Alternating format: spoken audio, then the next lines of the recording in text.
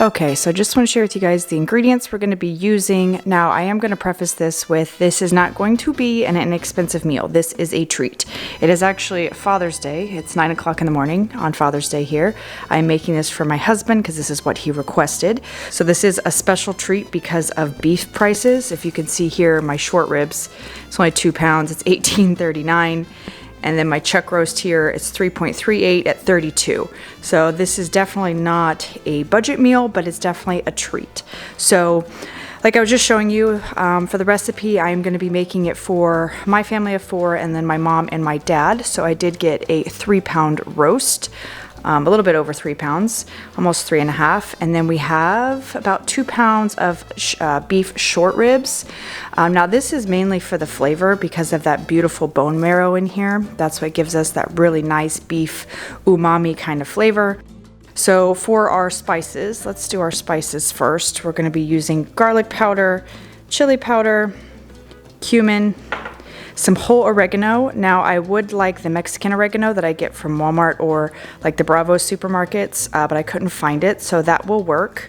Then we need cinnamon sticks, some coriander, of course, black pepper, and then some salt.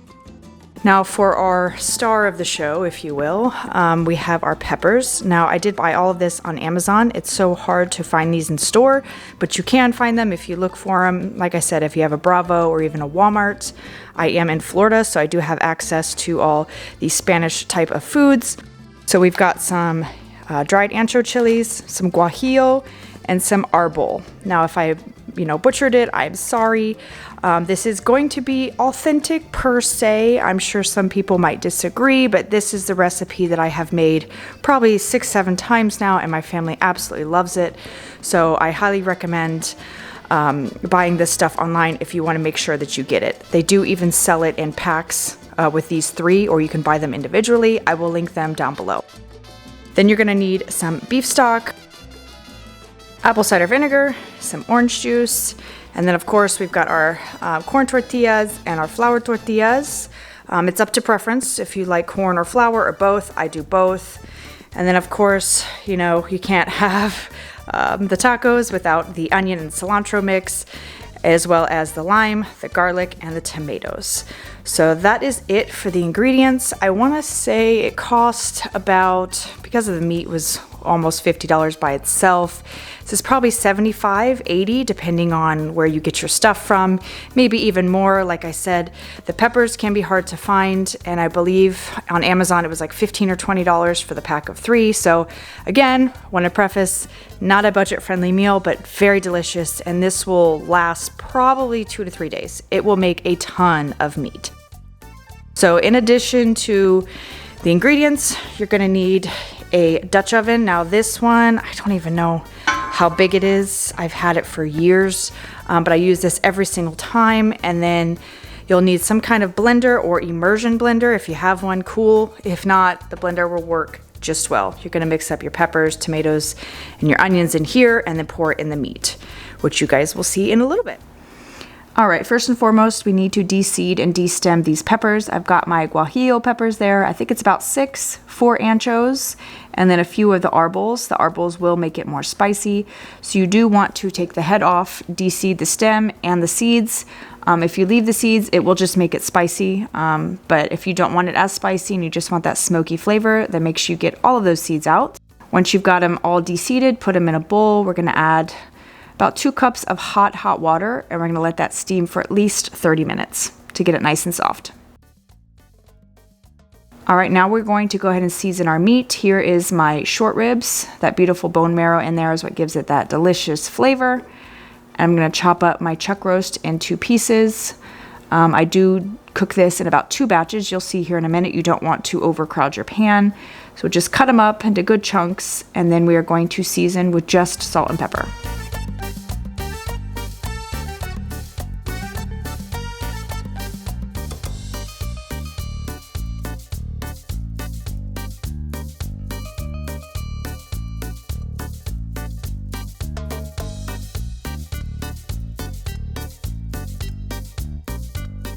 All right, like I just said, we're going to cook in batches, probably about 4 to 5 pieces per batch. I've got about 2 tablespoons of oil on the bottom just to brown. Make sure it's nice and piping hot. So you get a good crust and sear like so on the bottom of your meat. You don't want to cook it through, you just want to lock in that moisture with the sear.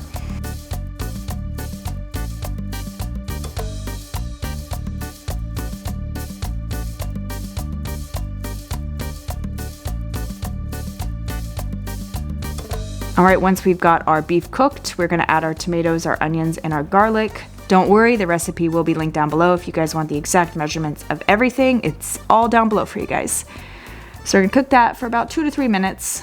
And then we're going to deglaze the pan with some beef stock, beef broth, even water, and some beef bouillon, whatever you have, just for that extra beefy flavor.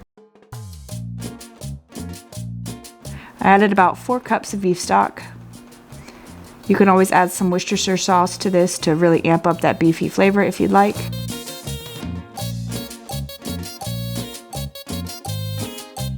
Now we're gonna add all of our spices that I showed you earlier, plus 3 or 4 bay leaves and then 1 large cinnamon stick. I'm gonna go ahead and mix that all in there to combine. Now we're gonna add our raw beef short ribs to the pot. We only seared our chuck roast earlier, so you're gonna go ahead and add those in. Don't worry, it will be fully cooked. Now we're gonna add our hydrated chilies. You wanna get them nice and soft and kind of slimy. So you're gonna take all of those out and you're gonna toss that remaining water, so don't worry about it. Now we're gonna make sure everything's nice and combined and really tuck those peppers into that liquid so they get even softer. And now we're gonna cook for about 30 to 40 minutes.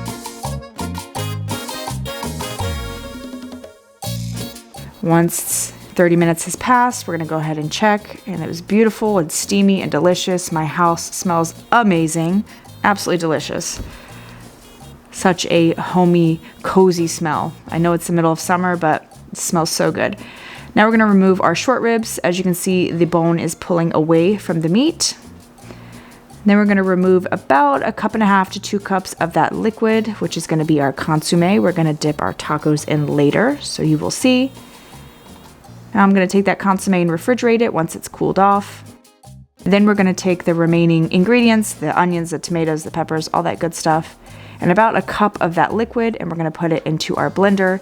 If you have an immersion blender, then use that straight in the pot, but I don't. So I went ahead and mixed up all of that. Look how rich and delicious that is.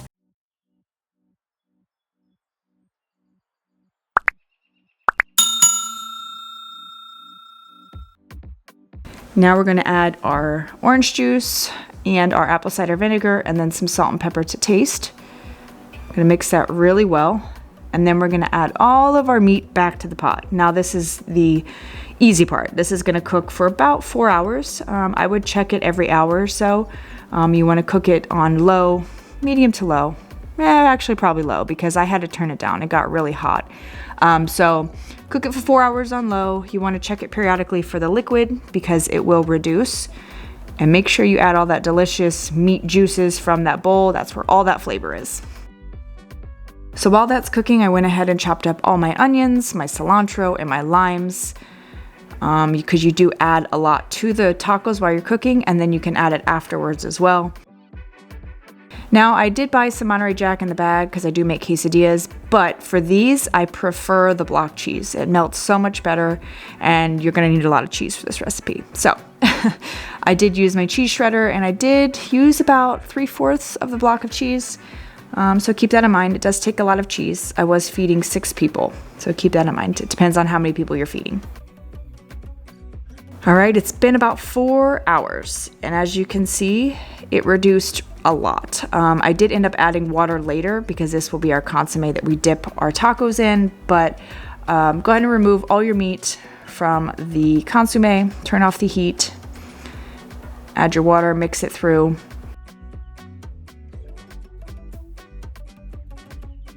And now we're going to debone and defat, if that's a word, the meat. So as you can see, the bone just falls right off. I didn't have to do any extra work or effort into that.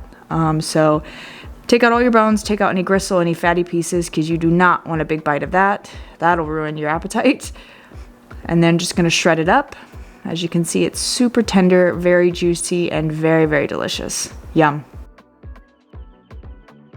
I did want to share with you guys what I make on the side. I make some Mexican rice every single time. My family loves it. So I just put some olive oil, some onion in there, some white onion, sweat it down, add the garlic until fragrant. Then we're going to add a cup of white rice, any kind of white rice. I am using basmati. Went ahead and washed that really, really well. And then we're going to brown the rice. So this took about 10 minutes. So take your time. You don't want to burn it, but you want it brown. Don't ask me why. I just know it makes a difference. So brown down your rice, add your cumin. Don't mind me making a mess of my stove. Oh my goodness. Some onion powder and some garlic powder, and then salt and pepper to taste. Mix that up. And then we're going to add about an 8-ounce can of tomato sauce and then 2 cups of liquid. So I am using my beef stock because I still had some from earlier. You can always use chicken stock. I think that's the classic recipe with chicken bouillon, but this was good for me. There's plenty of flavor, but you do you. So 1 cup beef broth, 1 cup water, stir, combine, boil, make your rice as per the directions on the package. All right, now it's time to start assembling the tacos. We're gonna add enough oil to coat the bottom of the pan. I am using vegetable oil. Then we're gonna take that refrigerated consommé from earlier and dip our tacos. Now I did flour and corn because my kids prefer flour, but corn is the authentic version. But dip it on both sides, get it submerged in that liquid, and then place it in the pan. Now do be careful, this will pop and make a mess. So keep that in mind, it is going to make a mess. You're gonna add just enough meat in there, as you can see, probably about 2 bunches worth, and then some cheese and onion and cilantro. Now you don't want to overstuff these because the ingredients will spill out, it'll get everywhere. It's not meant to be overflowing because you're gonna make a lot of these. I was there for an hour making tacos, so. So after it's cooked for a second or 2, we're going to flip it over. Now I did flip these about 3 times. Once the oil got really hot after a few rounds of doing this, I didn't take that long, maybe 1 or 2 flips, and that was it, just to make sure they're crispy. And that is it, guys, super simple. Here's what it looks like. My corn tortillas are in the back and my flour are there in the front. Golden brown to perfection. And here is my Mexican rice straight out of the oven. Super delicious, very flavorful, highly recommend. All right, I hope you guys enjoyed this birria recipe. I don't know if it's authentic. I'm not necessarily claiming it to be, but it's delicious nonetheless, and I hope you guys give it a try. If you do try it, let me know in the comments down below. Let me know how you like it. And if you like this video, please give it a thumbs up. Subscribe to my channel if you haven't already, and I will see you guys in my next video. Bye.